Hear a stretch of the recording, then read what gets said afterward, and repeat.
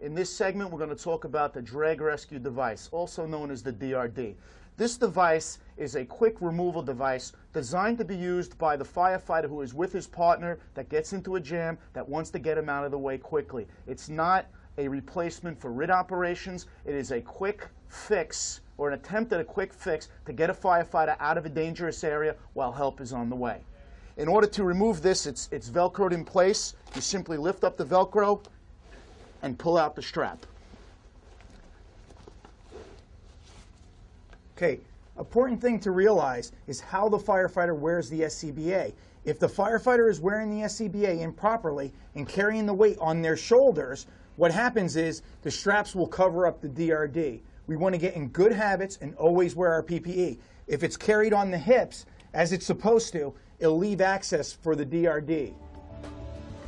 In the one firefighter deployment, the firefighter simply accesses the DRD at the back of the coat, simply pulls it out, and drags the firefighter to a more tenable position. Remember, this is not a replacement for the RIT operation. This is just to get a firefighter, your partner, from an untenable area to a more tenable area. Firefighter without a tool is a useless firefighter. In this segment of the DRD drag, what we're going to do is we're going to use our tool. Rather than leave our tool, we're going to use our Halligan tool here. We're going to deploy the DRD. We're going to twist the Halligan tool around the DRD and use it to assist in the drag of the firefighter. You may need the tool for forcible exit at a later point, so to leave it where you find the firefighter is not such a great idea.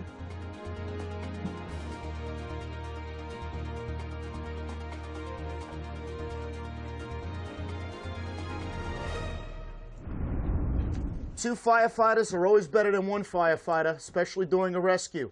In this case, with the DRD, we can deploy the DRD, slide the Halligan tool through the DRD, and each firefighter can grab one side of the Halligan tool and drag the firefighter to safety.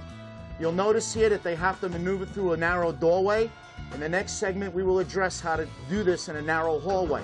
But utilizing two firefighters to pull on one tool is ultimately a better operation and a quicker operation.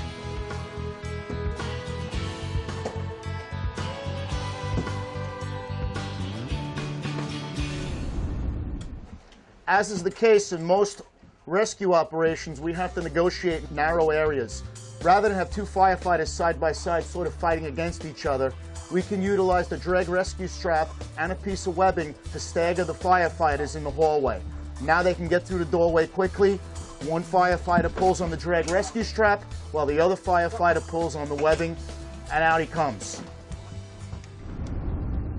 The firefighter may not have a Halligan tool in his hand. He may have a Halligan hook or a pike pole. In such case, he can utilize the tool in a similar way to the Halligan tool. Again, take the head of the tool, wrap it through the DRD strap, twist it to tighten it, and then pull the firefighter to safety.